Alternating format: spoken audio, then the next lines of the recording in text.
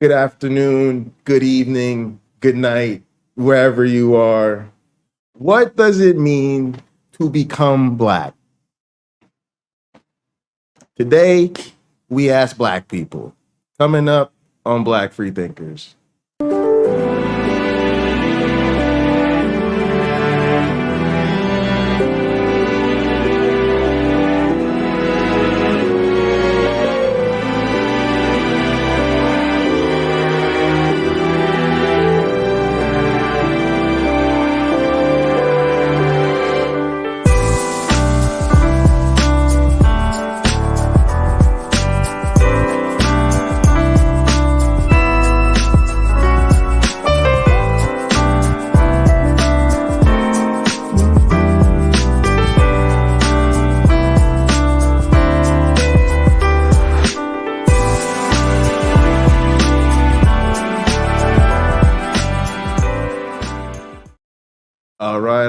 All right.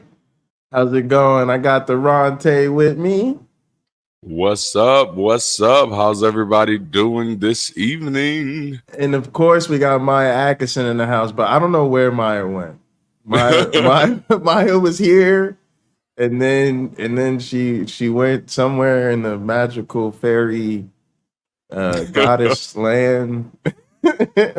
She shall reappear in her own time, and she may not come when you want her, but she's always right on time. Right. Also, I think she definitely has seen this footage, so it's all good. All right, y'all. So look, tonight we're gonna be talking about something that got a lot of us interested. Okay, it's something that's in the news. So let's just be clear: we're covering this because it was in the news. But the former president made an appearance at the National Association of Black Journalists. Okay, here's Maya. Okay. Yay. And so when y'all former president Donald J. Trump went to the National Association of Black Journalists, he somehow thought this was a good idea. So we're just gonna show the people. Why did his handlers think that was a good idea? And then we're gonna get into this. And look, y'all, this is we just gonna play the whole clip, y'all. Because I have found a 45-second clip, y'all. Come on now. Oh, beautiful. Oh, come on now. Just come on, somebody. Come on, somebody. All right, here we go. Sir, do you believe that Vice President Kamala Harris is only on the ticket because she is a Black woman? Well, I can say no. I think it's maybe a little bit different. So I've known her a long time indirectly, not directly very much. And she was always of Indian heritage, and she was only promoting Indian heritage. I didn't know she was Black until a number of years ago when she happened to turn Black, and now she wants to be known as Black. So I don't know, is she Indian or is she Black? She has always identified as a Black woman. She went to a historically Black college. I respect either one, but she obviously doesn't, because she was Indian all the way, and then all of a sudden she made a turn and she became a Black person. Just to be clear, sir. Okay. There's my goodness. Hi, Mark Barden at Sandy Hook Promise. All right, hang on. Let's stop this. All right. There's just so much there. Okay, I want to get a couple things off the table right away. All right. So first off, the whole thing about her, a Black woman, top of her field journalist, asking a man a question on stage, a direct question, and then he just ignores the question and then mansplains some word salad to her. We just gonna have to leave that alone for another time. Oh my goodness, yeah. This was disrespectful from the jump. She's a Black woman. We're used to it. Yeah, and just the hilariousness of the whole scene and also there's a lot of political implications, okay, and some of those things, you kind of want to leave aside the electoral stuff. Just vote. We'll say that. Just vote. Voting. Vote. Elections have consequences. I think I learned today that's an institutionally neutral expression. Yeah, and don't vote third party. Like, get a backbone. Damn it. So. But I'm gonna ask you all the questions to just set us up. When did you happen to become Black? think it was shortly before conception. It was shortly before conception. All right, so here's what really hit me about that. It hit me like, okay, it feels like a lot of times people want to deny the importance of race, the significance of race, the role of race. However, as a person of color, it's inescapable.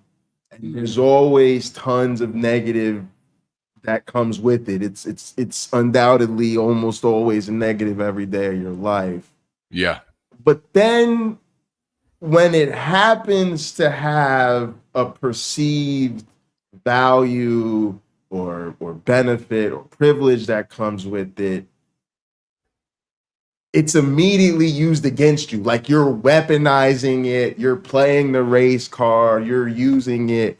And it's in a way an accusation of embracing your identity when it's expedient for you. Yeah. But it really, to me, always feels like a person weaponizing my identity against me when it's expedient to them. For them. Yep. So yeah, that's what's on my mind tonight. Well, you know, like, no, you go ahead, Maya. No, please. I'm going to talk. What what crossed my mind is just a few incidents that I've had in my own life, you know, as far as considering, okay, when did I realize that I was black? And like, I think I knew I was black from day damn one. But I think another question is, when did I realize that my blackness was a problem? Right. And I can remember several things. Like, I think the first lesson I learned in life was that my intelligence was a problem because I was black. So even as young as being a toddler, I can remember older women telling my mother, hey, you're going to have to reel him in. You're going to have to keep him a little silent. They're going to kill him, you know? So like, and I mean, that was from toddler all the way up through pretty much damn near middle school. But then also I can remember an incident where I was riding with one of my aunts. And she and there was a church that was having a bake sale. And I said, hey, I want to get some cookies. And so, you know, I'm a kid, you know, kids like cookies. And so I get out and I go over there and I say, I want to get some cookies. You know, my aunt is giving me the money. And the little white girl, just as politely as she wants to, she says, hey, we don't sell colored cookies. And in my little childish mind, I'm just thinking, maybe I didn't hear the S. I didn't hear we don't sell coloreds cookies. I just heard we don't sell colored cookies. So I'm just thinking maybe they don't sell, maybe they don't Orange sell cookies with M&Ms in them cookies. and stuff. You know what I'm Sugar saying? cookie. Like, I'll take a sugar cookie. That's You know, whatever, you know. Yeah. And I remember getting back in the car and giving my aunt the money. And they're like, you know, this is still elementary school. And my aunt, and I could just, and me telling her what happened. And my aunt is a very high yellow person, someone who could have passed, as they say. And I remember her face becoming flushed with shame, you know, and at the time I didn't really understand the shame. I just didn't, I didn't like, oh man, what did I just say? Another time was when I was literally jumped on the playground. This is still elementary school. I'm just talking about the times when I found out that my blackness was a problem. And I was literally jumped by a group of kids. At the time, it didn't occur to me that these was a group of white kids. And at the time, them using words like coon didn't have a context in me for that to mean anything, you know. But so like, you know what I'm saying? So it's like, when did I find out? Like, when did I turn black? Let's fast forward. High school, I went to a Christian sleepover. And this is my last little tidbit, and I'm gonna pass it over to Maya. Went to a Christian sleepover, and I woke up to two beautiful white girls looking at me as I'm waking up from sleep, saying, "Hey, you're a pretty nigger." Oh my goodness. So like, it was never a choice. It's always been my reality. Goodness. It is who I am. There was never any running from it. You know what I'm saying? This Talk is about a apparently backhanded as the world compliment. sees me, you know? Like, damn. Oh my goodness. Sorry to drop that on everybody. Oh no, that's heavy. That is heavy. Go ahead, Maya. Sorry, I don't know what's going on with my internet this weekend. I'm like, God. Let me know if I'm going in and out. Well, you're still I don't alive. Yeah, you're good. Yeah. It's like, hey, I'm here. I'm gonna run with it. I don't know. I mean, I grew up north in Illinois, and it is really coming into the skeptic community where I'm hearing like how different it is being raised in the north versus the south.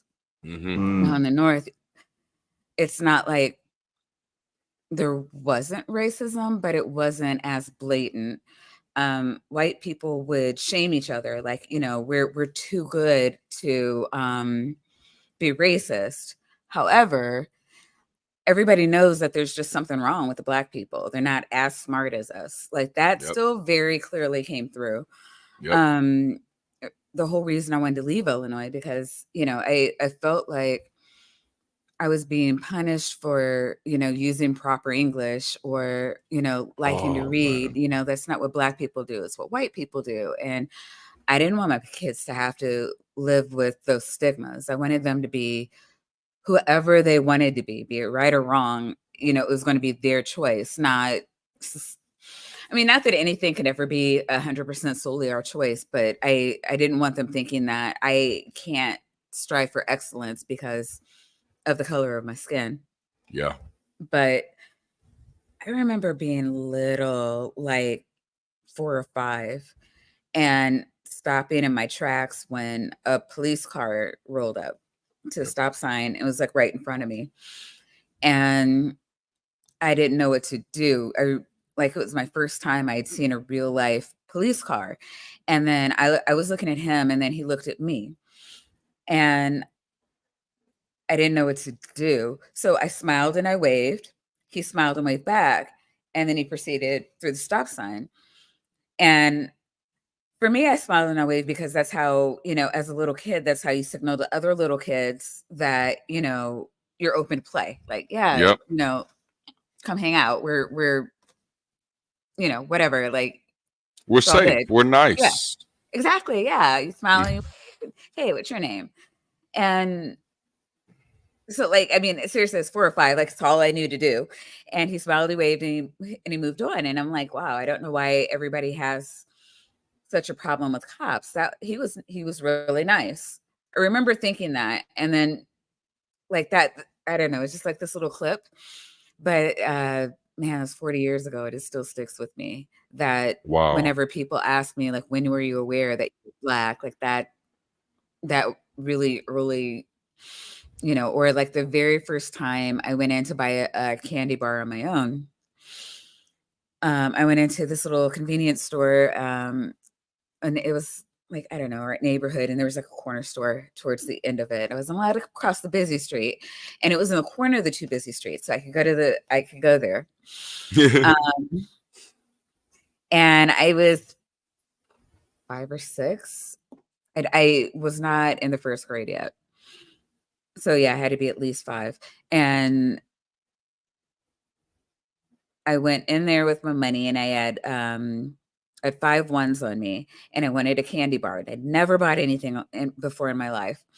And so I walked the candy bar up, and I'm like, how much? Because I couldn't read. Yeah. And she says 50. And I'm like, oh, I only have 5. And I'm like, 50 what? And she's like, what do you think? And I handed her $1 because I was hoping it was 50 cents.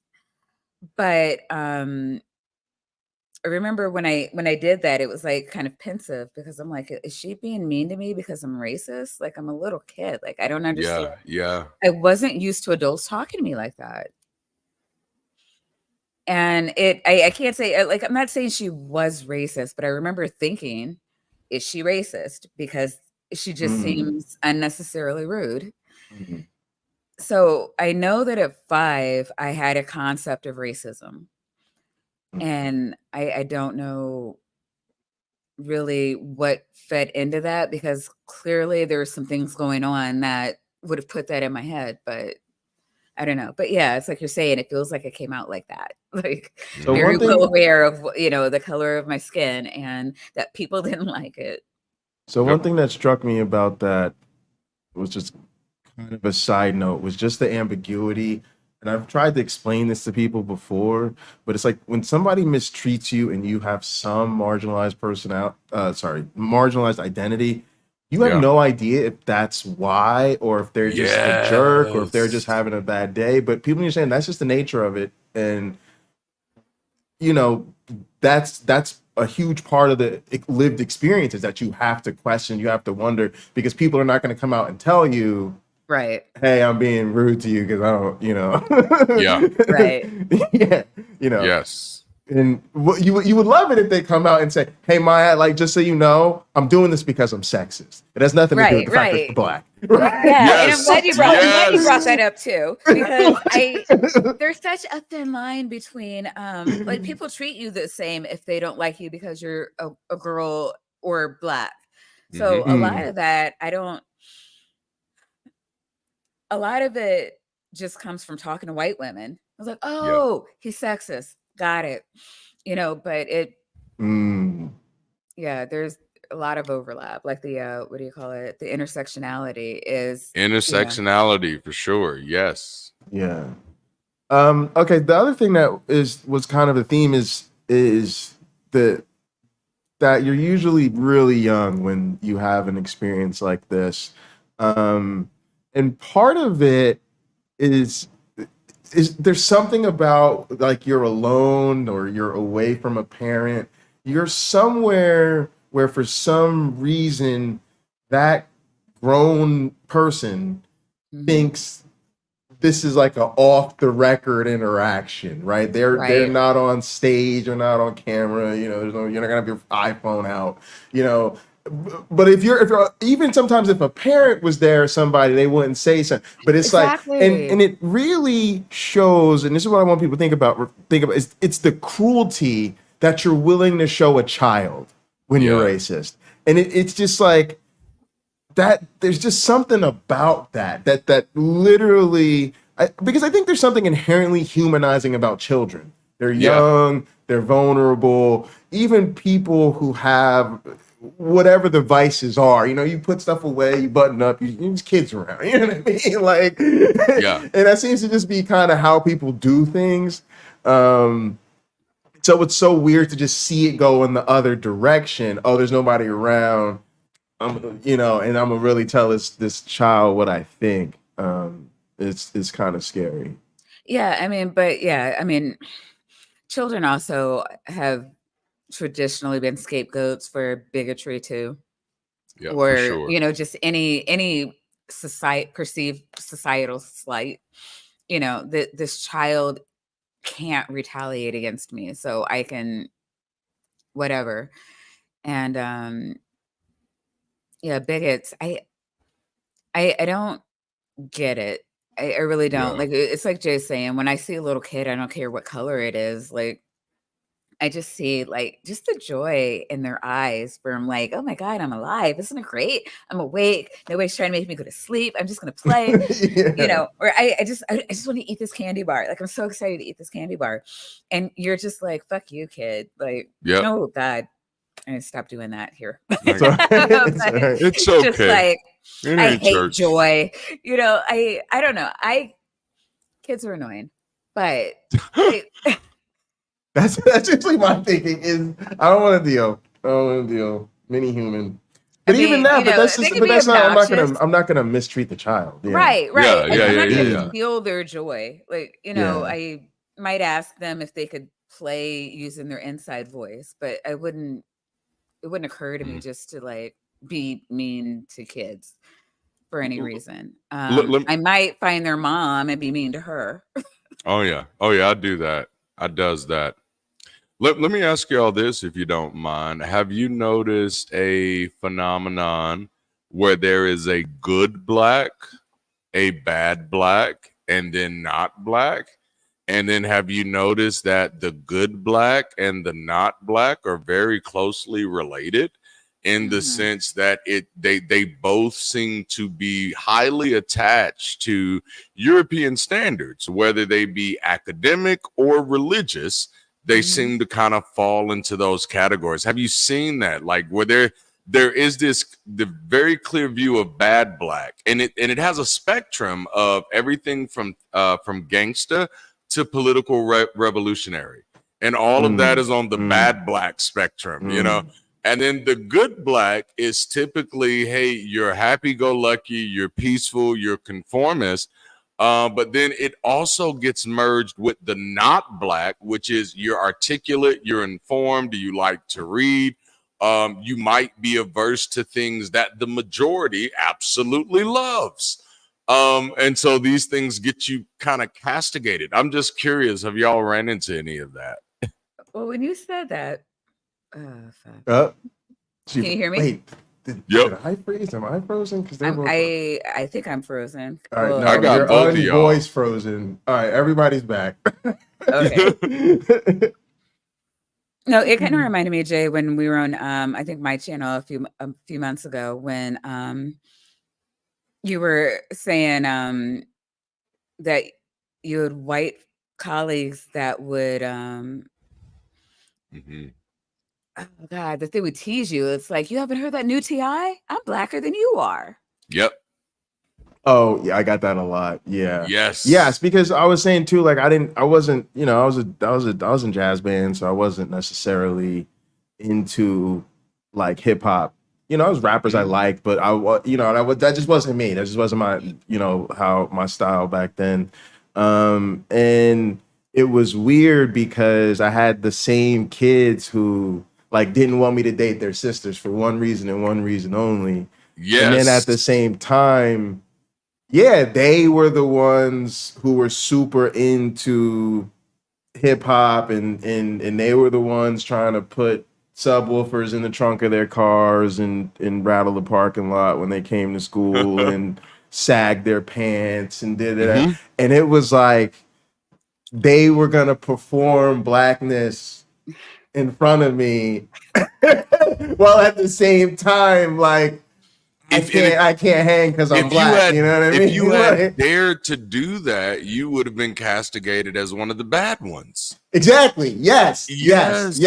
Which is interesting because when you go and this is something too that I felt back then about hip hop was it was very weird because on one hand I said it felt like you had to allow that or celebrate it to some extent because it was another instance of our culture, our style, our art becoming mainstream, right? Which means crossover, which means we know who buys records and all of that type of stuff. And it was big in that regard, but at the same time, it didn't look like me or feel like me. And then at the same time, it was saying that this is what black is. Like you said, a lot of those negative images were the ones. Matter of fact, that's the commentary now. Is that when you look at really, especially the time we came up, like 90s, early 2000s, first off, most of those, you know, we had a great conversation about this in Gather the other day, but like most of the hip hop artists are performing that. Like most of the ones that are trying to be street thugs, they didn't grow up selling drugs. They didn't grow up in the hood. They're college educated. They live in nice neighborhoods. 50 Cent owned a house near where I grew. Lived.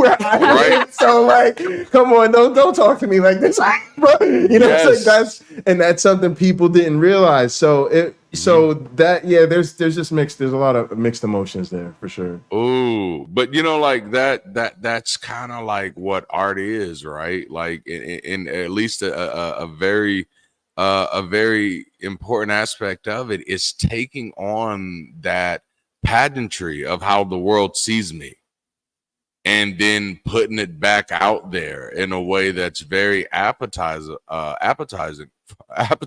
them. But the problem is it then kind of becomes definitive of your entire racial experience. And so it's like now if you're not hip hop, you're not black. And that's like That's insane, because then it creates just an entire depreciation for all of the Black artists that exist outside of hip hop. You know what I'm saying? And something that's a part of it. Oh, go ahead, Maya.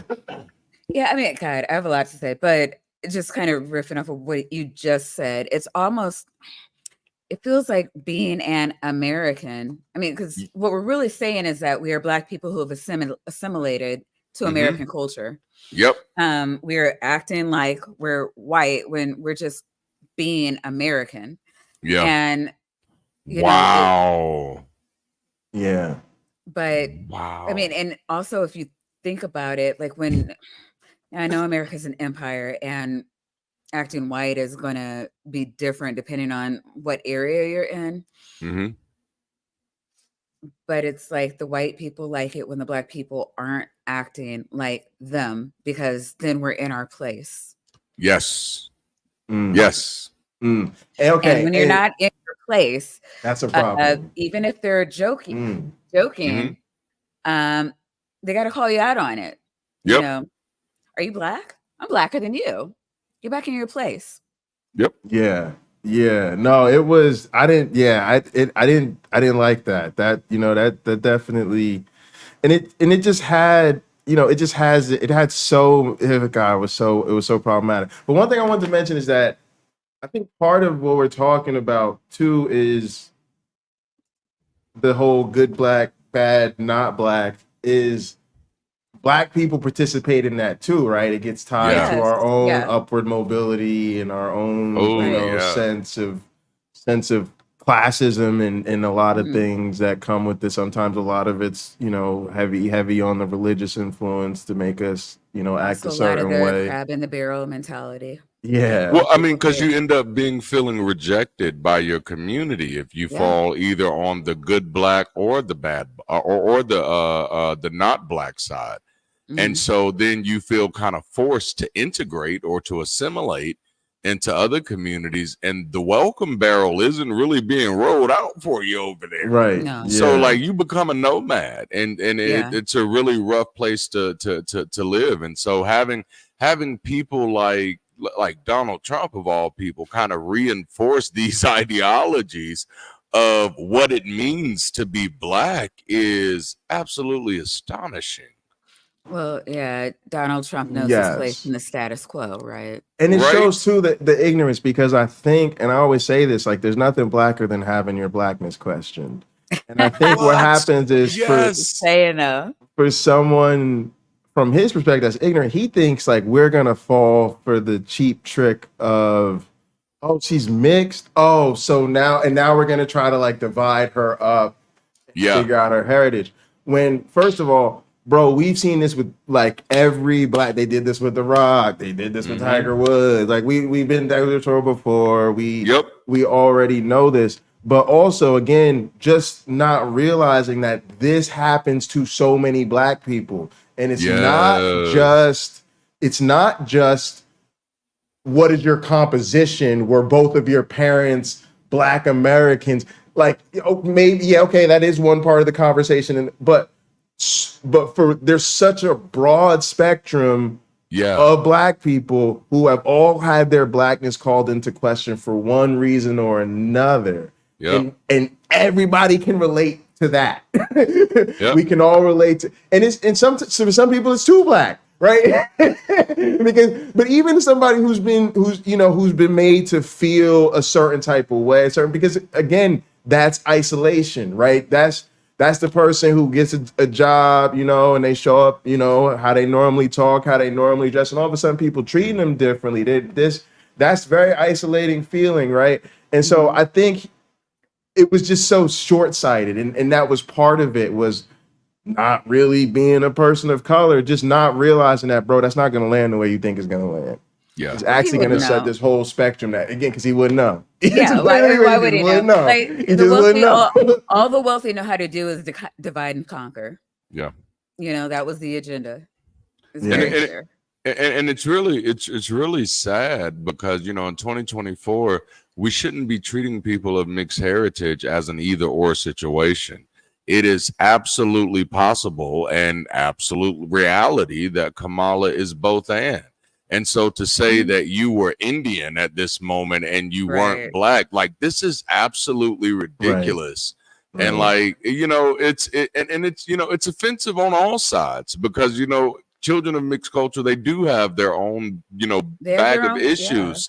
Yeah. And so like to try to no, you have to be to make it where my identity has to submit to your perception of me is intolerable. Right. I am who I am, regardless of how the rest of the world sees me. It doesn't matter. It doesn't change my identity. It's who I am. Yeah. Part of what it made me think of is the ways in which you have to deal with, quite frankly, just discrimination all the time. But there's also a strong force that wants to deny that happens. Yeah. And then it feels like those same people turn around and then, they're the type of people that got rid of affirmative action or, want to call you a DEI hire or people make me feel some type of way sometimes about getting a scholarship for diversity and different things like that. Mm-hmm. Where it's like they want you to feel bad that you got something or that there's something that they perceive that you can get because you're this identity that they can't get, right? Yep. And something that really hit me is I think people don't realize that it works both ways. Yeah. When we talk about a lot of times we talk about historically excluded groups. Because again, I'm using my institutional speech. Appreciate the compliments about my attire, but I'm really dressed up because I had new faculty orientation earlier today, y'all. So yeah, the chat thinks you are wearing that. Yeah, sweater I'm literally vest. in my work clothes. I appreciate Swanky. But when we talk about historically excluded groups, yes, it means we didn't have a place in the institution because of the color of our skin. Like literally, I'm the only black faculty member in my department, and I'm gonna have to have the question at some point about, am I the first? Yes. You know what I'm saying? Like real talk. And so yes, that means that regardless of qualification, people like us just couldn't get it. And it also means when people have their great backstories, oh, my grandpapa, he started this small shop and, then we built it into this empire or whatever. I hate to tell you, but if he looked like this, none of that work ethic and American dream and small town just wouldn't have happened. And I don't think people realize that. Like, I think they realize, oh, so racism means we've been excluding black people, but that also means everything we've got and we've earned through our own. And it's like, what we're also saying is you could have had all of that going for you. And then we change this one thing, one thing. Well, none of that happens. I think that's hard. That's a hard pill for some people to swallow. It is because we've been denied our own history in this country. Yes. And sorry, not to cut you off, but I mean, like, no. Go ahead. A lot of people think that the way things are is the way things have always been, or the way things are meant to be, and they'll hear systemic oppression, and they're like, oh, that just means that you want to take something away from white people. And we're like, no. We're saying that you've been taking stuff away from us, our entire existence in this country, and we're not asking for anything from you except that you stop. Yeah. Right. Exactly. When I try to talk about institutional racism with people, I try to give them this kind of imagery. Imagine you being a person who's responsible for several children, and then you go and you're supposed to teach those children how to swim, and you go throw those children in the pool, and then for whatever reason, all of those children start drowning. And you decide to save only the ones that look like you. Now, this is a mess that you put everybody in. You created this situation, and everybody is suffering from the situation that you created, but you're now taking the children that look like you and you're giving them the best chance at survival. This is institutional racism. And unfortunately, like, it's one of the saddest things in the world, because what it does is, like, even when our children, our family members, our businessmen, they go to all the conferences, they get all the degrees, they get all the certifications, they get the positions. Every moment of brilliance they have is treated as a one-off. It's treated as like, oh, you got one right, even after they've gotten a million of them right. It's just like, oh, I didn't think. And then and then a white man with a criminal record just walks right in the door. Yep. And now they're your boss. And understand too, it never stops. I tried to sneak a little bit of my housing discrimination story into a couple of my colleagues during orientation today, mostly because I just wanted to vent.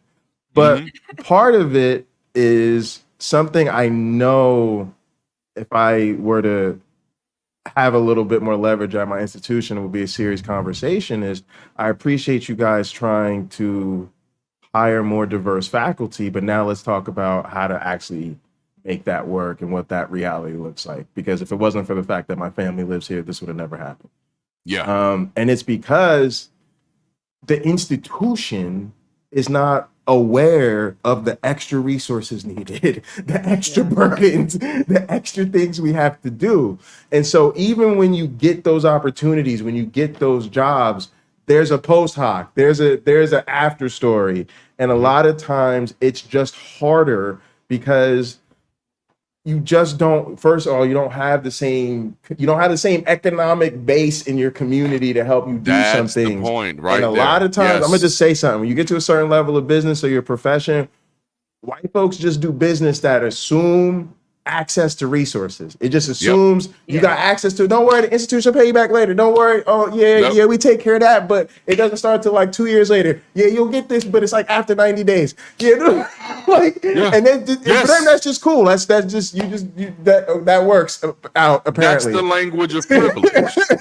That's the language of privilege. You have the money in the bank to front this business, and some poor black kid has gone to some conference that has hyped their mind up on this is your way to make money, and they go and they try to secure a contract, and then they end up getting told, great, we're going to give you this contract, but we're going to pay you 6 months into it. And it's just like, oh, wait a minute. So I got to make this work by my, like I got nothing. When people on the other side, they have access to the loans, they have access to the networks.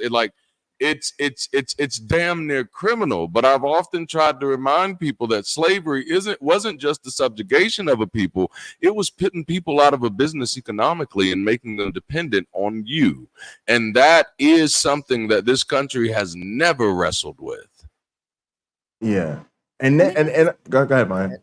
No, I was just gonna say, I'm talking about the implicit stuff. That's not even the explicit stuff, which is that we get less in the negotiations, that we're still getting paid, 70 cents on the dollar compared to our white colleagues.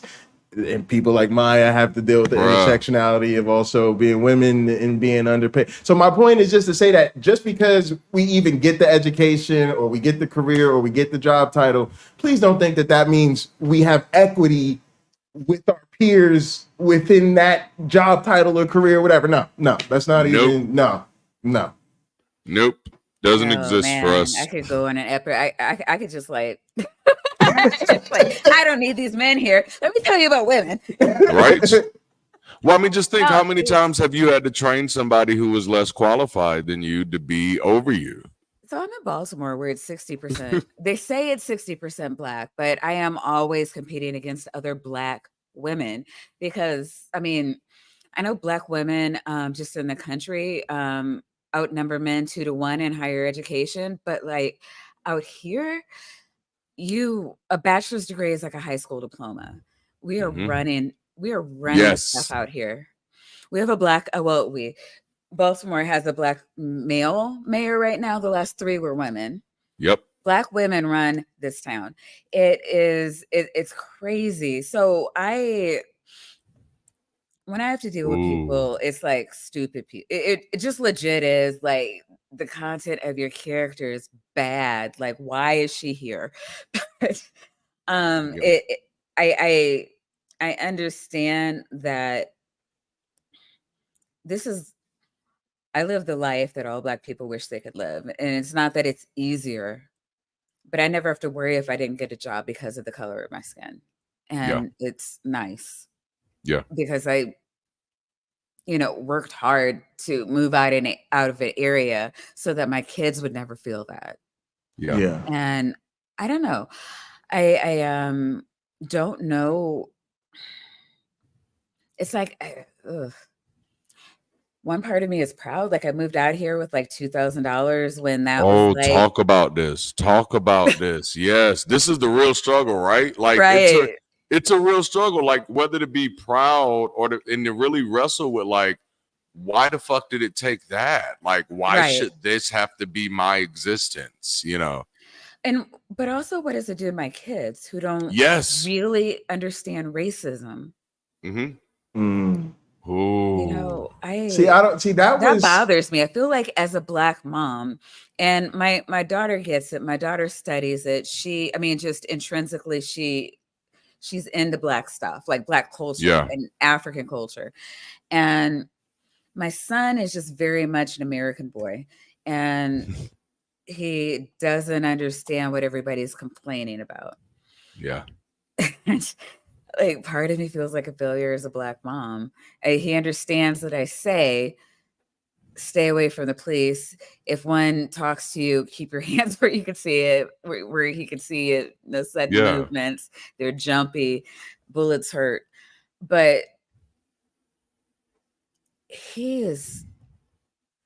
I've had to befriend white people so that I could go into certain parts of town. I needed them in the car next to me so I wouldn't get pulled over, or so that they could do the talking when we got pulled over.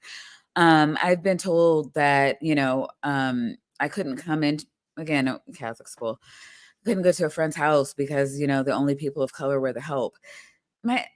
And I'm happy my kids don't have to understand that humiliation, but they still live in this country. Still live in this world. Absolutely. Yeah. So I was going to say for your son, like, because I think my mother probably worried about that a lot coming up with me too, which is interesting because from my perspective, that's why they tried to make sure I had like a solid foundation in Black history and understood my people and understood which to me is ironic now because they're still Christians. And I'm like, what happened? I was going to now I'm like, who's pulling whose Black card? Because I don't know about y'all sometime, man. Y'all be messing with the people. But no, I would say seriously though, don't worry about it though, because if my mother knew now, she would say the same thing because being a Black man is just so hard. Yeah. He gonna learn. The world, you know what I'm saying? It's just, and it may be late, but even if it's late, it's better. Life is better with less trauma. You know what I'm saying? So he gonna get it. You know what I'm saying? And he might say some weird stuff in the meantime. But you know what? And there's also the other side of that coin is what you may have inadvertently given him was audacity. You know what I'm saying? True. So in his life, I always remind people of Frederick Douglass's kind of viewpoint of the world, that nobody's going to ride my back unless I bend down and let them get on. And so you may have raised such a young man to where that's just his perspective. That no, it doesn't matter if I'm in America or anywhere else. My mom has raised the type of dude that I'm going to do what I want to do and I'm going to live my life as I see fit. But I think that's highlighting a very real issue because that's still a reminder that Black mothers are afraid to raise their children with that type of audacity in this country. Yeah. Yes. Yes. I think that was the concern for me. And it was a valid concern because I have too much audacity and it got me in a lot of trouble. Oh yes, I've been getting kicked out of schools for so long. Well, I mean, and I also want to speak to Sumami's comment here. I've tried to explain race issues to my mother so many times, and she will never grasp it. She doesn't understand she's my safety net merely because she's white. And this is kind of going back to how we originally got on this, what we were say originally, but like before I trailed off. Trying to, God, I don't even know where to start sometimes, because you look at like the civil rights issues in the 60s and like even with the I Am a Man movement, you know, it took like 2 men being eaten up by machinery. Yeah. Before white people were like, what's going on over here? You know, and they were told their whole life, you can be whatever you want to be. Like whatever you want to be, just claim it and go for it. And they joined the civil rights fight because they didn't know that in their segregation that they're like that separate wasn't equal, that Black children weren't being given that same talk, you know. In fact, it was very, very different.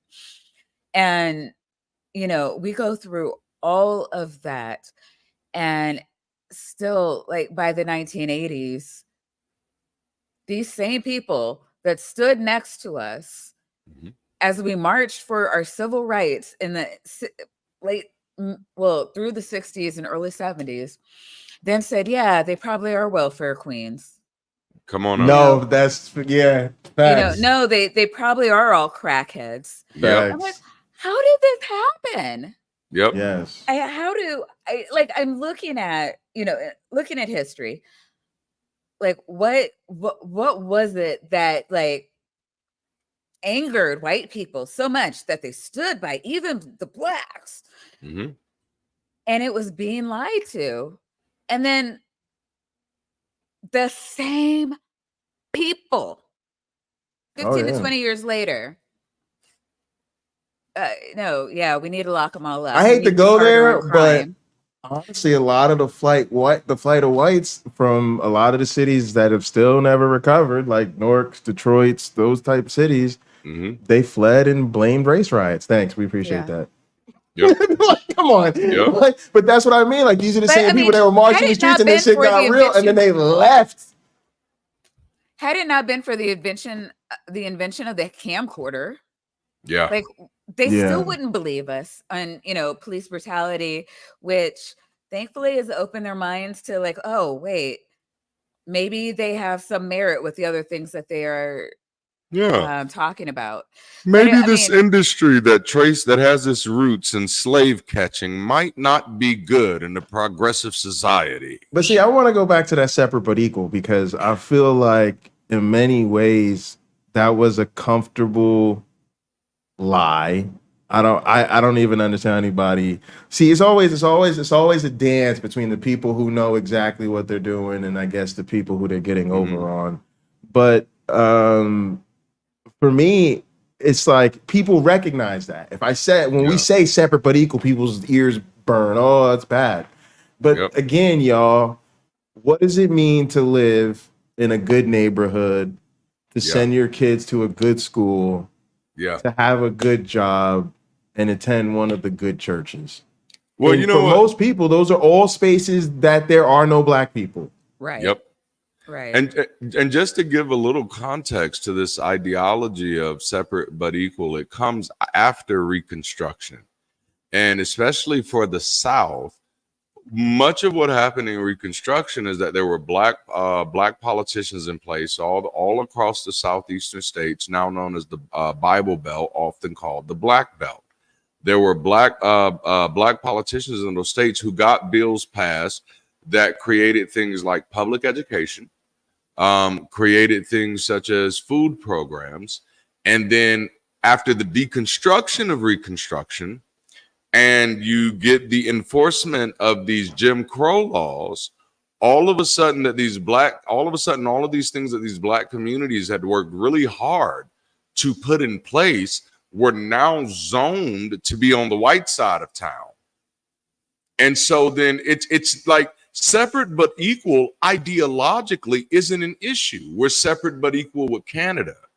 It's when we're separate but equal after you've taken my shit. Like after you've taken all the stuff that I built up and left me with crap. Like our school, the schools that we have put in place were horribly defunded. And then here, like, here's the real laughing stock, that even after we put in the segregation or the integration aspects, we still got the horrible end of the spoon, because then all of those schools we had built, our principals ended up having to become janitors in integrated schools. Yeah. These are the nuances that people don't wrestle with. How people lose their sense of humanity, their sense of pride.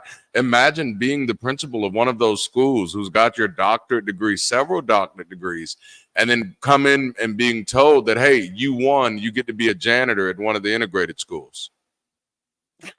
And then, like, yikes. And then I was trying to even tie it a little bit to like Maya's situation, because you know, she talked about having a city where you could see representation all the way down. Well, because of what we're talking about, there's only a handful of places in America that's even possible, right? Because when we built up cities, they burnt them down. When we had the race riots in a lot of the cities that were the big real metropolises of America, they did it. Literally called the flight of white. That's what spawned a lot of the suburbs we see. And so what the result of that is, look at these cities. Like, I'm talking Newark, I'm talking Detroit, I'm talking Minneapolis, I'm talking Cleveland. We're not talking about no little towns, y'all. I mean, it's happening to Atlanta right now. And in a lot of these places, and that's what I'm saying, a lot of these cities are cities that are literally being left behind, y'all. And so I was gonna say Atlanta, you know, typically, because that was what we thought of as still one of the major cities in America. That was Black Mecca, okay. Baltimore, for real. But we don't have DC. Yeah, we don't have but it's not 10 of them cities. Nope. So I don't think people even think about that just to have access to a regular city where you could eat, work, play, go to college, raise your kids, you have to be in a very, very specific pocket of this country. And they're just not hard to find. St. Louis. It's St. Louis. I'm not saying they don't exist, right? It's just they're hard to find. And then when you find them, you deal with regentrification, or you still deal with, or they just like, I love Newark, right? But part of the pain you see is the city still has the scars, right? And then people judge the current city, and I want to. No, you want to talk about how this really got like this, right? but you know, don't get me going. It's kind of like what you hit earlier with this idea of a lack of an economic floor. That then, when we don't have this economic foundation as a community, even our wealthy, because Atlanta still has wealthy Black people, Baltimore still has wealthy Black people, but I think what people fail to realize is the pressure that those people end up succumbing to compete in this capitalistic society in a way that almost prevents them from pouring back into the communities that they live in, because they end up having to pay the cost of keeping up. And it's just like and it's so, because people want to point to rich Black folk and say that's the solution. This is so crazy, because we have not sent any invitations to even have our first guest on this show. Nice. And I was literally gonna call out Mikey and be like, yo, Mikey, we'd love to have you on the show, bro. We're gonna reach out and make sure you could be a guest. But look at Black folks. Just showing up uninvited. Hey, won't he do it? Hey, won't he do it? Yes, he will. Yo, we got no Chicago or St. Louis representation. Look in the chat. I said I will make y'all say the word St. Louis tonight. Y'all said Detroit. You said Cleveland. You even brought up Hey. Baltimore over us. I don't even care Come if on she's now. from there. Hey, Baltimore's you're better right. than Hey, you. you're real. That's real. That's Same, real. you right. You right. Way to the west, and we got left Hey. all the way off the list. I'm That's why sorry. we don't like nobody. That's why we all Geography is smash- not my strong suit. I really Y'all shouldn't. I shouldn't have been that's making a right. list. Y'all It's one of them. serious, man. I don't want to start naming people because I'm gonna forget people. St. Louis We isn't a gave y'all flyover Nelly. state. Nobody remembers it. That's true. We Damn. gave you Nelly and Jaquan. I'm still trying to figure out how to feel about that. You know? It's St. Louis style Gypsy? barbecue. I'm with it. You feel me? Emails. Yeah, I got colleagues out there to be mad if I left St. Louis off the list. But Mikey, you also happen to be a black free thinker. Yes. Look at there. Drinking out the jug. Y'all lucky. I was about to take my smoke detector battery and put it to a low one so it would beep, Huh? just to trigger y'all. That's So, hilarious. but do you just have the keys to the? Do you have the keys to the joint? You just pop in. Hey man, I get in where I fit in. You know, I make moves. You know, I shake hands. I grease a couple of palms. I show up. I'll be like, Yo. how I get back here? Oh, this is behind the curtain. Streamlabs. I got appearances to make. So Hilarious. So how do you feel about this thing of when Kamala became black? Because here's what I think the accusation is too. I think the accusation is she played it a different way. He gonna try to say she played it a different way, and now that it's to her benefit. Now that everybody wants Mamala, now all of a sudden. No. Go ahead, not Maya. pretend that he's not a jealous, bitter old bitch. All right. For sure. He doesn't have like plans, forethought. He's throwing shit at the wall trying to see what sticks. Yep. And But I wish we Mikey, could treat you him like actually that. do have a biracial daughter. You know who else has biracial children? Trump. Wow, that's insane. That's JD weird. And JD and JD Vance, yeah. Because JD his Vance, wife yeah. is not an American. That's Right, right. No, right. yeah, Slovenian JD or is a lot of whatever. people got. Oh, the you subtle the one- nuances of race that we I'm often just wondering overlook. why we let a I think he president, ordered her from a catalog. bro. He I got kinda president. felt Y'all that. got President Anchor Baby sitting on Mhm. Twitter or whatever, going crazy. He the one bringing in President Anchor he Baby. the I one love bringing- it. He the one bringing in immigrants, knocking them up. That Now they're should have been a whole citizens. Wow, I Boondocks didn't think about episode, that. man. Now they're citizens. Now we stuck with a whole extra line of Trumps because you done laid the anchor child. Running criminal organizations. Come Bringing on her now. family over. Yeah, man. bringing a whole gang of them over here. All up in the Self-fulfilling White House. prophecy. It was all kinds of them. Them Puma jumpsuits. It was all over the White House. I don't know. They're Eastern Bloc. That's the only stereotype I could think of. Eastern. That is hilarious. The mildest I could think of. The mildest. Oh, God. But it's the same old. It's she's not really black to the blacks. She's half black to the Indians. It's we've all been there. We've all. She's not really one of you, so no need to feel compelled to vote for her. But then they want to throw like his "I'm not racist against blacks. I chose Omarosa. I had diamond and silk. Now just silk." Oy. I don't know. Yes. Whichever one of them them passed. That was yeah. Look embarrassing. at my African American behind me. My African American. Remember Herman Cain? Yep. Oh, yeah. But isn't that Yeah. isn't that a problem with both parties though? Like, haven't we seen this Yes. idea from both parties to try to Yes. tell us what black is and what black isn't? And True. it's so frustrating. I cut my teeth. Darante, did you Yep. vote for Joe Biden, or are you Yep. really black? That hurt my soul, Maya. It It did. hurt my soul. Yeah, that was rough. They know that there's a lot of us blacks that argue politics on the internet. You can't just be going around saying stuff like that. Mm-hmm. Because as soon as you just give them so much ammunition, now I gotta fight this line for the next 6 weeks until it fades out. Like, come on, bro. That's right. Like, man, somebody didn't catch this. Uphill both ways in the snow, man. You making this real hard, brother. Yeah. No, So I mean, yeah, no, both parties are definitely tone deaf. And when Black people start complaining, it's like, oh, they only pay attention to us every 4 years. And I'm like, yeah, it's always cringy. Like, I almost wish it they is would. very cringy. Yeah, it is.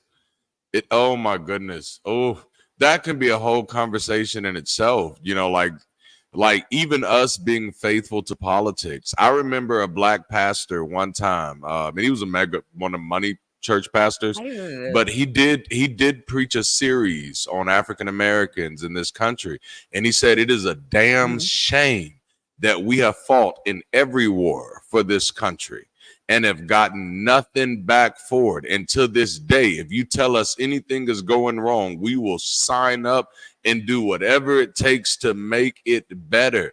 And when I thought about it, I was like, holy crap, we really will do whatever it takes to try to make this country mean something and still get absolutely nothing in return. It's one of the few jobs they won't try to keep us from.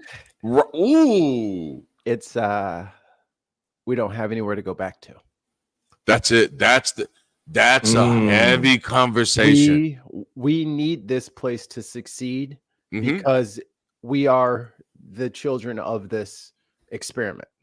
Oh man. So which means there's another aspect of that. Not having somewhere else, not having anywhere else to go. Wow. But then there's also the aspect of immigrants who are coming in. They have a country that will stand up for them. Yeah. So it's not just not having anywhere to go. It's also having no one out there who will stand up for us globally when there is an issue. Nope. It's a child without a village. It's a rough place. Yeah. And at the same time, whilst still being this little small section of Earth, all of the sports stars, name the sport. It's us. Every movie, there we are. Come on now. Don't get me started on music. Don't get me started on the culture and the fashion. So we carry this torch and we burn so bright. Yeah. And we're proudly. And we're so tired. We just tired. We just want to shine, y'all. Man. We don't want to lift the whole world up. We just want to shine. But we have to fight literally everything. Well, like we literally have to. My LGBTQ brothers, I keep trying to explain to them that this is a long haul. They're like, that's been 6 months and there's been no legislation. No, we're the only group of people expected to forgive everybody and to always second our issues. Whatever our issues are, they have to be shelved. Out there, but for sure. But it's like we get told boldly when we say, hey, this is what we want from a candidate. It's just like, well, hey, we got these other things right now. Maybe next time. We get told boldly that, hey, your issues aren't really that important. Here, take this instead for now. It's a really hard place to live, like realizing like it's almost like being in a relationship with somebody that you love with your whole heart and you want to feel like they love you too. And you keep giving them the benefit of the doubt that they're going to do right. And every chance you give them, they let you down, but you love them so much.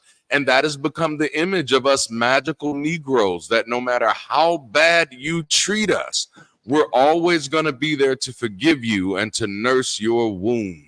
I mean, I don't want to say you're wrong, but like that means you're right. We really don't have anywhere to go back to. Like we're Americans. Yep. Truly. The Africans, don't mind letting us know that. Yep. We gave you away. You're theirs now. I like how some of them be cool on social media and be like, yeah, y'all could come over. It'll be cool. Y'all come over. Oh, my man, goodness. Y'all, I know what's going on with the internet tonight. Brother, I know what a setup look like. I know that Greene. Yep. You finna get me, ain't you? With my because the time has created a cultural divide. It is for sure. No, my brother. Yeah. Come, my brother. Come. You come. Yep. Bring your wallet. With me. That's it. I've almost fell for a few Nigerian print schemes. looking like Yeah, see, I think that's across why the we need to country. talk about. We need to get to Pan-Africanism, right? Because that's Yes. part of Well, the. yeah, I mean, That's part of the and what I'm issue saying there. is like we Can don't we have buy a land home. in It's like Africa? it's not like we can't all trace our roots back to somewhere in Africa. We may be able to get a country. I'm from Can- Sierra depending on Leone. how Can big Jay-Z There buy you go. Sierra Leone and we all like migrate? Nah, Well, if okay, Jay-Z yeah, no, is I might involved, do that. we done. It's gonna be a wash. I need the It's cash. gonna I be just like want Trump the you. cash. I just Yeah. need the cash. Yeah, exactly. Just sign But, the I check, mean, sir. Wait, oh God, I had it. I Mr. just had Carter. it. But I mean, Uh-oh. part of it also is, it's not. I think you would see more diversity politically from Black people if there were more parties out there. We have the Democrats that don't pay attention to us, which is Yeah. preferable to the people actively trying to kill Ooh. us. Wow, Maya, can you say that again? Like, because I think that has never ever been said out loud, and that is so true. We can Like, navigate being ignored. wow. We can we can navigate thrive being when ignored. We no, can if you leave navigate us being alone, we ignored. thrive. Yeah, we can figure it have out. proven that time after time after time. Just provide the opportunity. I don't care if it's to the whites. Just don't exclude us. Yeah. We'll work it out.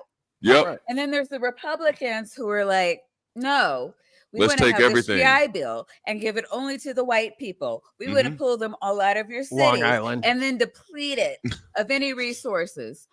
Like, this is what we're up against. It's just Boy. like, no, let's And- play it. And if we just by chance decide, okay, hey, we can't depend on you, we're going to do it ourselves, we get bombed. Yeah.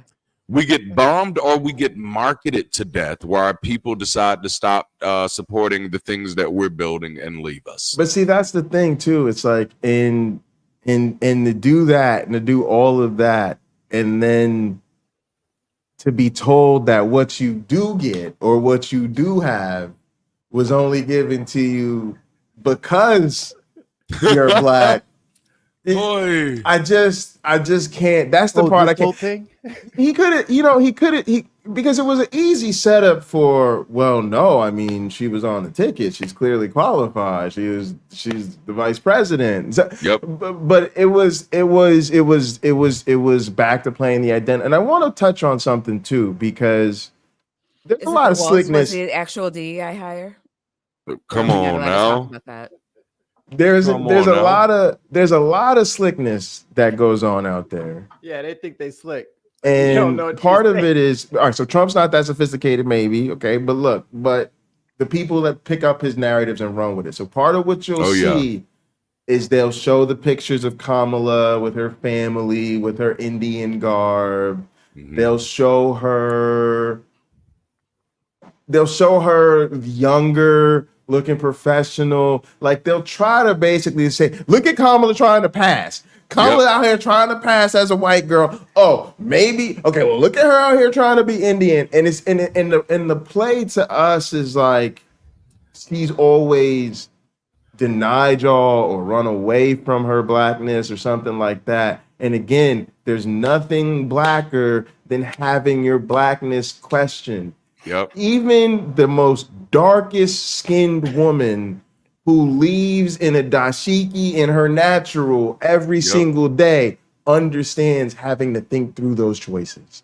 Yep. And understands that she has other Black women in her life who she loves, who have to do the corporate thing. They got to they feel like they need to straighten their hair, and they got to talk a certain way, and all of this type of thing. We know that's part of the struggle.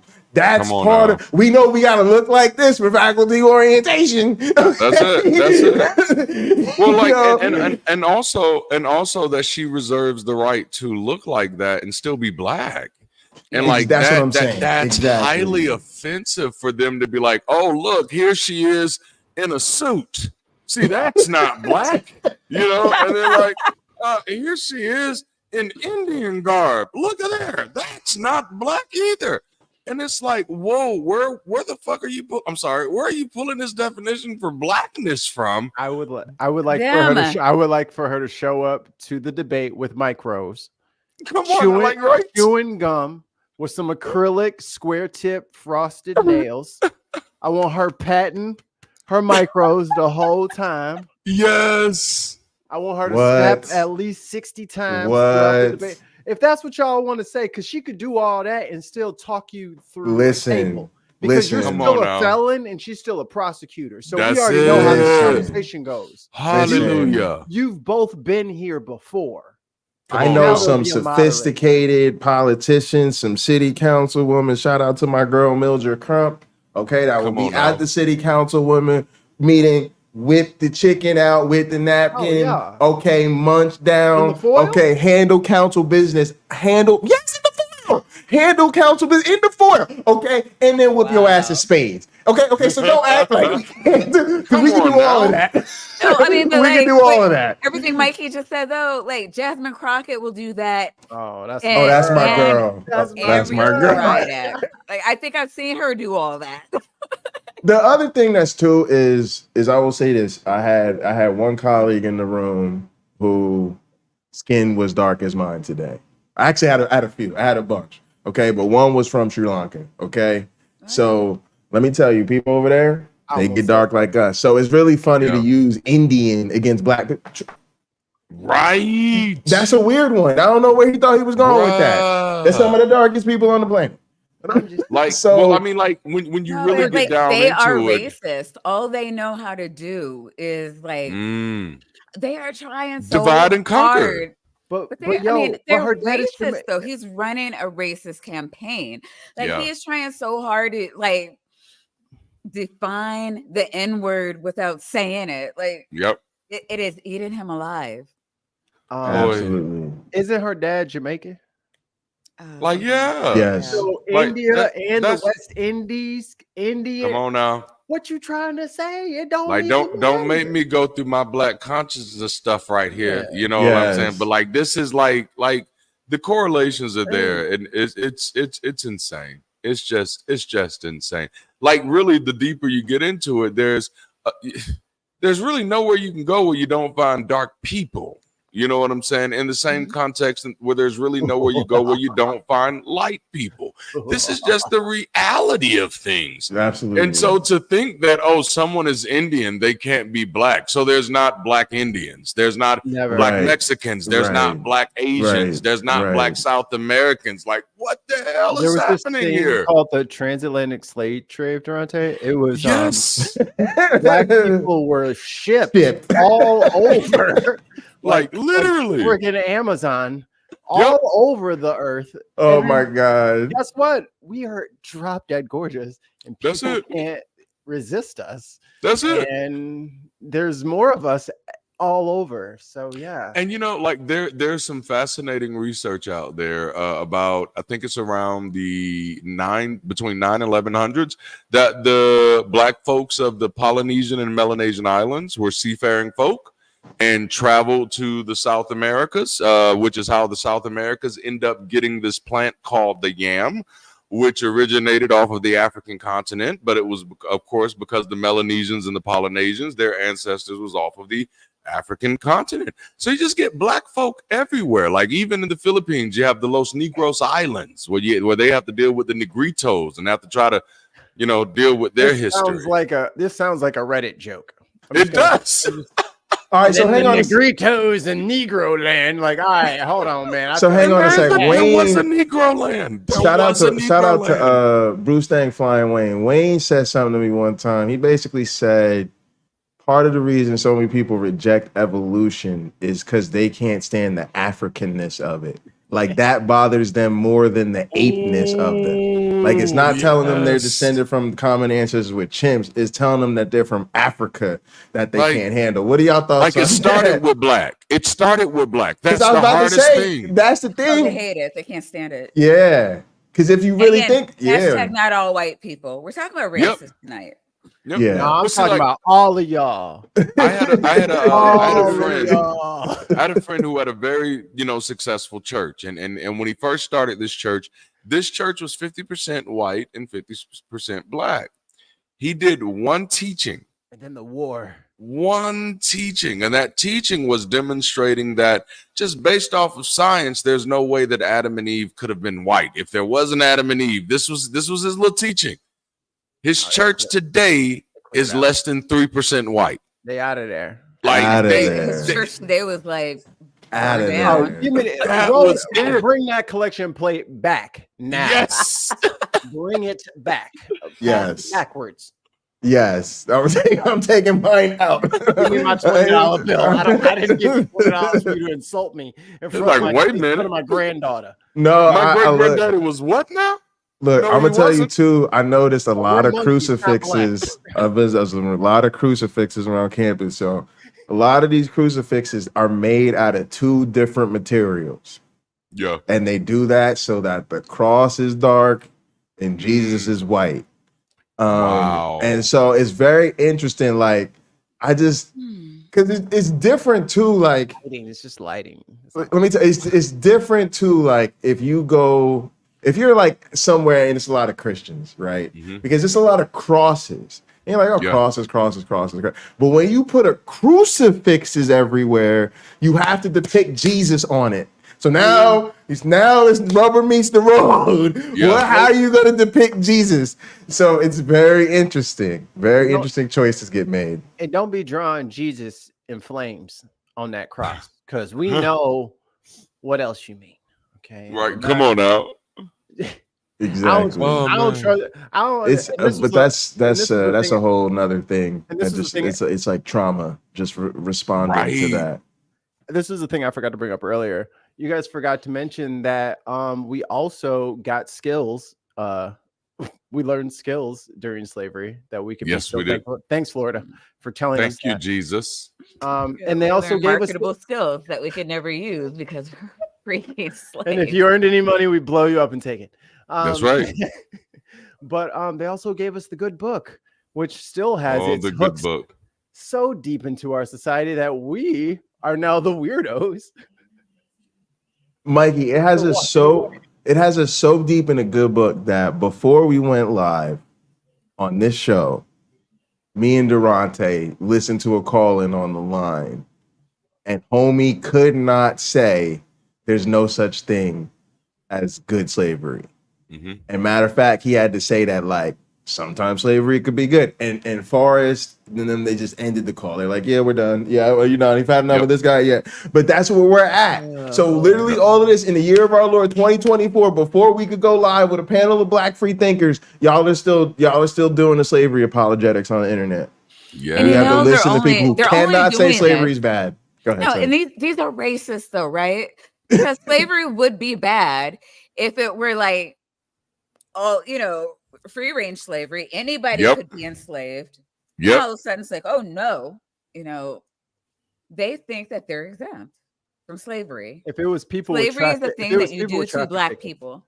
If it was people with traffic tickets, if like just the crime of committing like a speeding or like a lane violation, if that put you into slavery or put you in a lottery to be a slave, oh no, it is wrong. No, that's horrible. I'll be speeding sometimes. Okay, no. You know what I just heard kind of for the first time though, when Maya said that?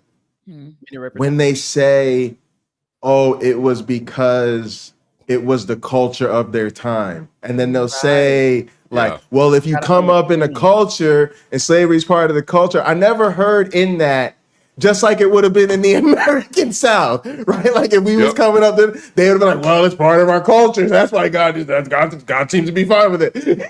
But see, and then that's just like a complete deviation or rejection of any idea of objective morality. If this can be okay from culture to culture, then this is not objective or absolute in any way, shape, form, or fashion, and this really kind of destroys the credibility of your God. Now weigh that against the fact that we're all Americans and we have to deal with the criminal justice system as it stands, not as we would like it to be. Come on now. With everything that we've said so far, any one of us may not be here next month because we got pulled over and now we're in the system. And the cop tried to pull my arm and my arm wasn't feeling good that day because I got a shoulder thing and he pulled it and it wrenched. So I pulled back and he slammed me and knocked all my front teeth out. So like, I don't have any money for that surgery. So I'll have a GoFundMe going up.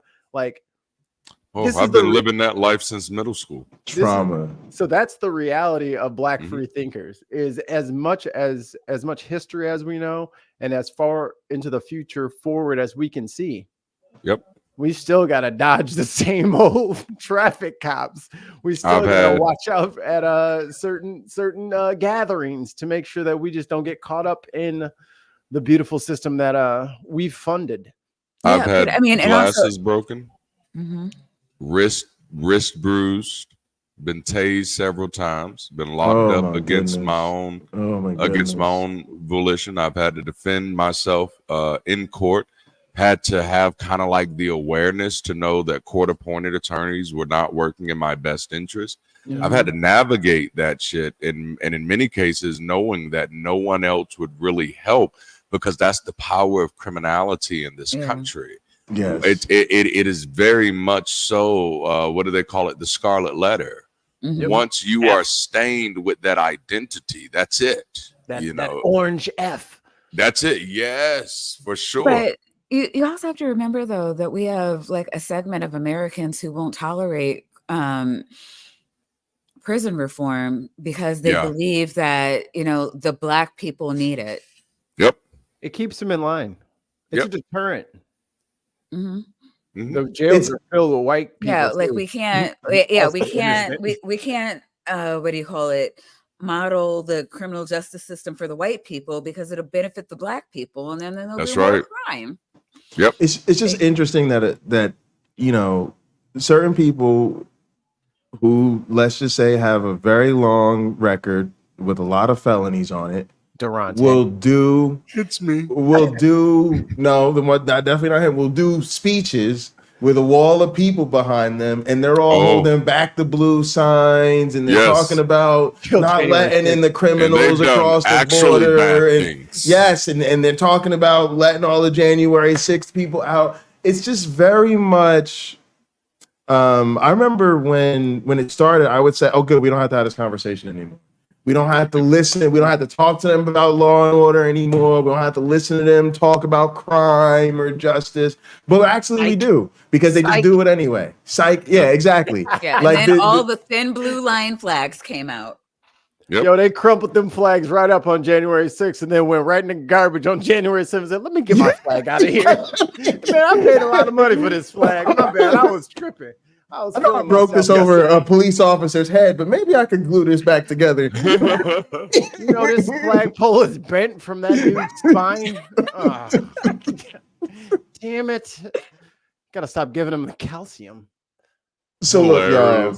Damaging I just think if you're not a racist asshole, it will almost always backfire for you to try to police people's racial identity. It's just a really bad idea.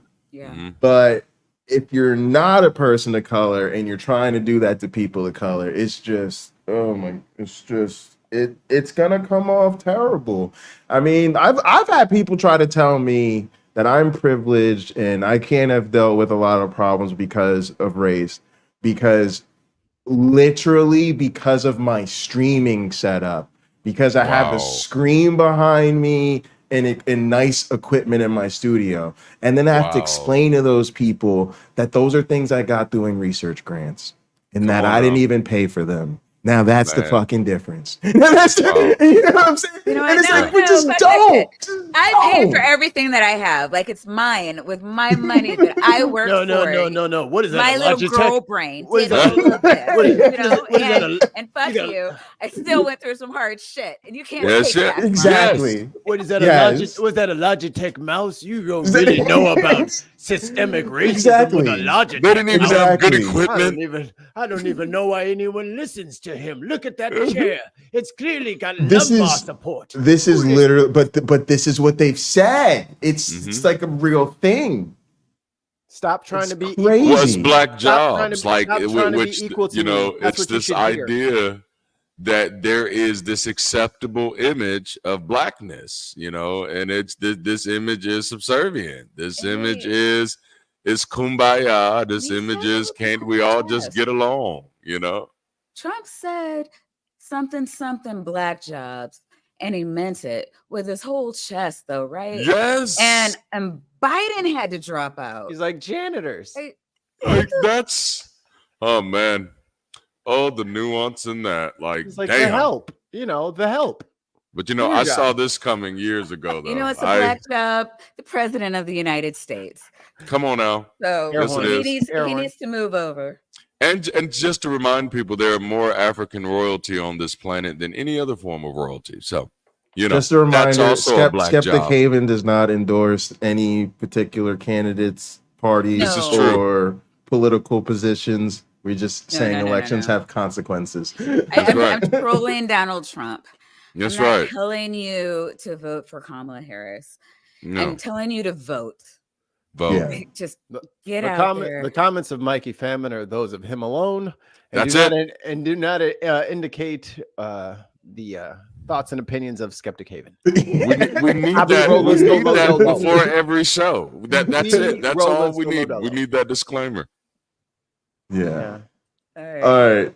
This has been super fun. Sumami is getting a computer, and I think Sumami we should put Sumami on the guest list. Yeah. Because I think it's good to talk about Romani people, their struggles, Romani. They're and like they're like the black people of over there. Yeah, there's some parallels. I think Our that Filipinos, that the would black be of very blacks good of to Asia? talk about. What you No, say? well, like, I mean, man. what I like- South Koreans? I think South Koreans. Are South Koreans the blacks of Asia?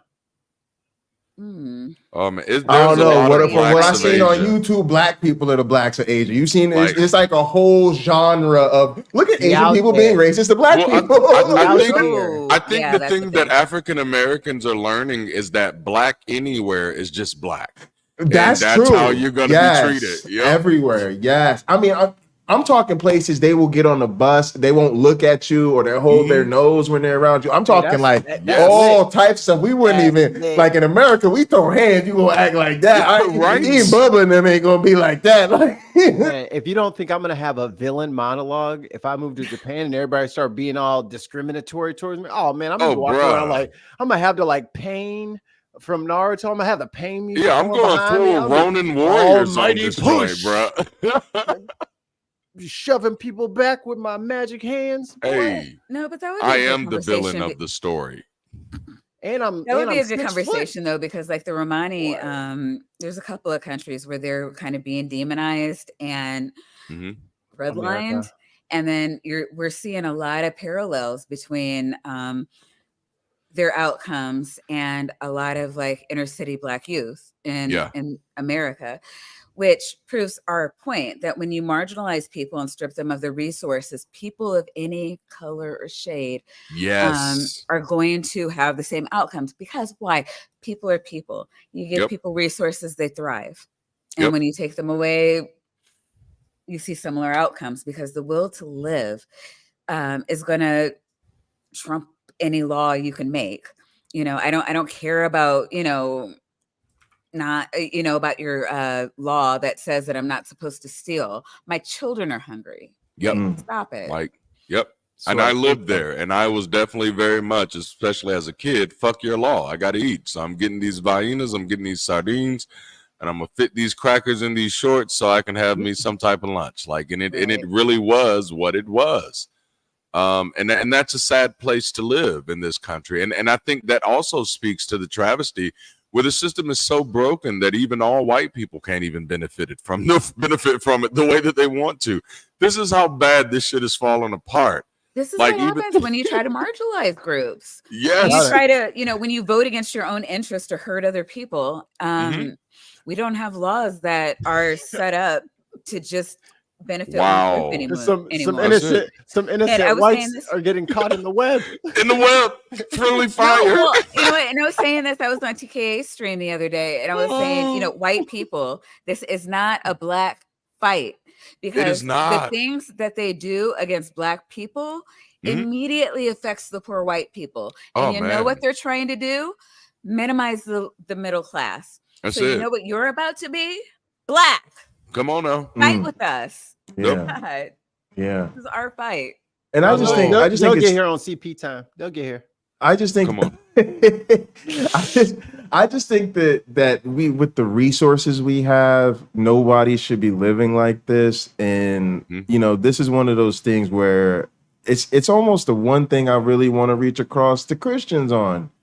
Because why y'all so not with it? Like, why y'all not with raising the minimum wage? Why y'all not with anti-poverty laws? Why y'all why? Like, it's just so, that's just weird to me. Nah, man, I done sowed the seed, you see. So I'm about to get the blessing tenfold. So the taxes, I'm about to be in the new tax bracket. Yep. So Yes. I need the taxes for the rich people to go down and mine to go up because I'm about to be rich next. Yep.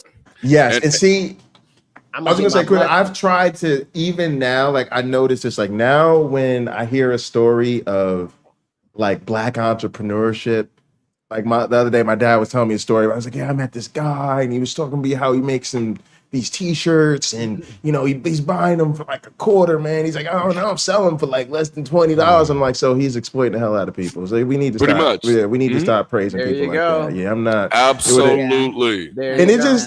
And it was just weird. My dad was kind of like, oh. Yeah. And I guess we're talking about something else. But we need to start doing that. Like, no, I'm not feeling that. Like, no, I'm That's not, a passion of mine. Like, no, We're looking at you, Killer that. Mike. What you say? We're looking at you, Killer Mike. That's like, I mean, but like, no, like that's real talk because, like, people keep haircut. finding ways to take advantage of the poor in our community, and like, and definitely appealing to the emotions is killing it. And so, like, this whole Buy Black movement siphoned a lot of money out of the community into just people's hands who was just like, oh, I'm going to take advantage. I'm going to charge you $65 for a t-shirt. And not only that, I'm going to tell you how to sell shirts for $65 as well. Right. So you get the real thing out of the buck.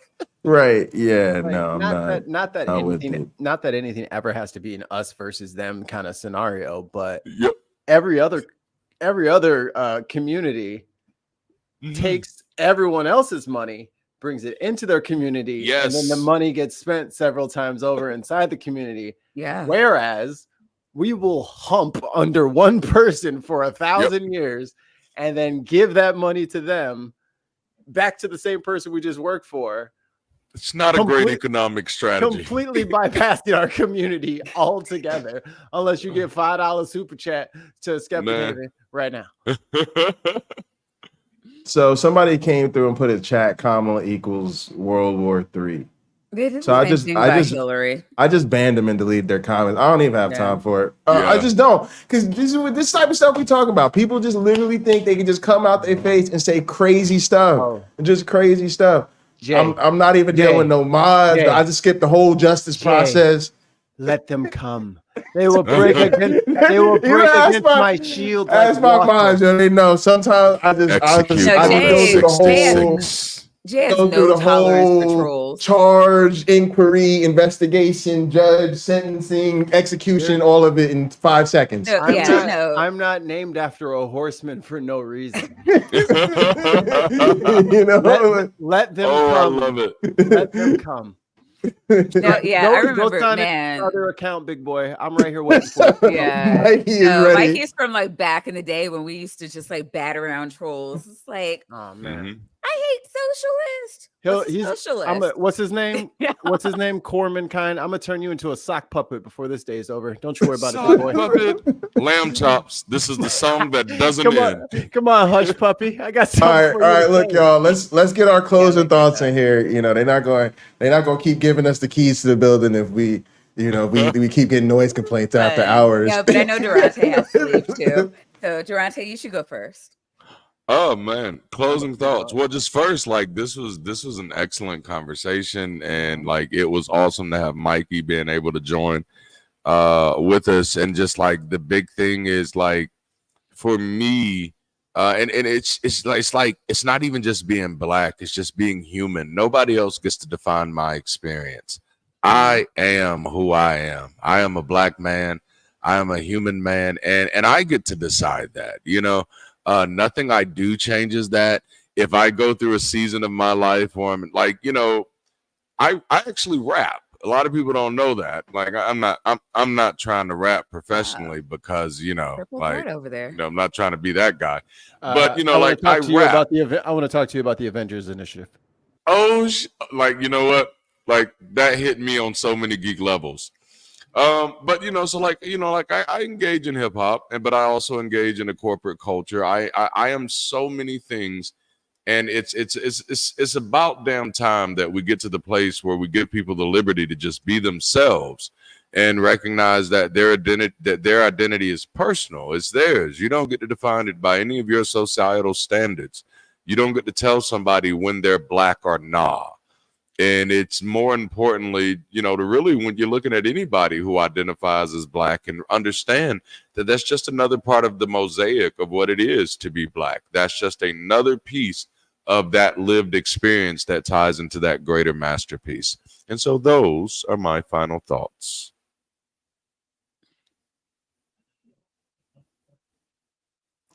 Maya, I guess we'll have you go next. My final thoughts are that just let people be who they are. I think that I just am black. It's not it's not an attitude. It's not, it's not the way that I talk. It's not. What is it? It's my birthright. Like, it is who I am. I'm black. I'm a woman. I'm American, and you know what? All of those things stand alone, and they coincide with one another. And it's totally cool if I don't black the way you need me to, and it's totally cool if I don't woman the way you need me to, and it's totally cool if I don't American the way I need it to, the way you need it to, as long as while I'm swinging my hips, dancing to the beat of my own drummer, I'm not in your space. Yeah. So I don't need you in mine. I got this, right? Mm-hmm. And we need to get to a world where it's just okay to be you. Like, you don't have to follow, there's no like cookie cutter, like what a woman should be or what a black person should be, or, just let things be what they are. And I think, if you stop trying to control everything, if you stop trying to make everything fit into a box, you'd be amazed at how much anger just like you let go of. And it's a beautiful place to be in. I think we need to learn to be more accepting and more loving of one another. I mean, people who aren't, being dicks. Tolerance can't tolerate the intolerant. Like that. Yeah. It's just what it is. That's the paradox. I'll tolerate him into a small ball until he doesn't know what to do with himself. But I mean, we actually can have like coincide. We just have to eat the rich. Yum, eat them up. Yum, eat them up. All right, so I'm gonna actually let Mikey close us out. So for me, like, yeah, I don't know. I can definitely remember a time when I really felt rejected by both sides. I felt like black people were telling me I wasn't black enough, and white people just told me I was too black. It was just black, You're just But yeah, I don't know, but I definitely remember that longing to be accepted, to speak to what Maya said, for who I was and not my identity this way, that way. But I will say this, I think I've come around to diversity. Hire doesn't have to be an insult. It certainly is from the people who mean it. But when an institution hires and diversity is part of the consideration, that's because that institution is looking to bring in a new perspective. It's bringing to rebalance things, to change things up. And I think that's fine. I'm happy to represent institutional change in that regard. And I think people who are excited about change at different levels of politics are probably thinking the same way. So yeah, I'm gonna leave it there. Go ahead, Mikey. Has anyone seen the Chicago Bulls laid inside down? It's upside down. Thank you very much. Thanks, autocorrect. Yes, he's a sad robot. Thank you. I wrote a little poem. All right, here it goes. Oh, go for it. The revolution will not be televised, but it'll probably be live streamed. So comment until they tape your mouth shut. Like-minded people come together and subscribe to a new paradigm. We're the grown-ups now. If we don't fight for this, there really won't be anything left to fight over. So see you out there on the battlefield, partners. Oh my goodness, that was awesome. Mikey, where's your channel? I am the head honcho over at the Bin Podcast Network. You can check us out over there, or you can check out me and Neil show at 604 Atheists, where we do deconversions. And if you are in this freaking audience and you haven't shared your deconversion story and why you left whatever religion it was, then come holler at us. My @ is at Mikey Famine on all social media. That is awesome. And please check that out is the Darante. badass Bulls sign though behind you. Oh yeah, I love it. That's awesome. And Darante had to drop real quick, but Darante LaMar on YouTube. And Maya, where can you be found? Hey, at my Adkisson, come through Sundays 9:30. And I am at Pocket Locker 86. And I do a show every Sunday at 3:30 called Hot Program with my one black friend. And then I stream randomly on my own. So come check out my channel. We've also got a Discord, and you can come hang out with us offline and gather.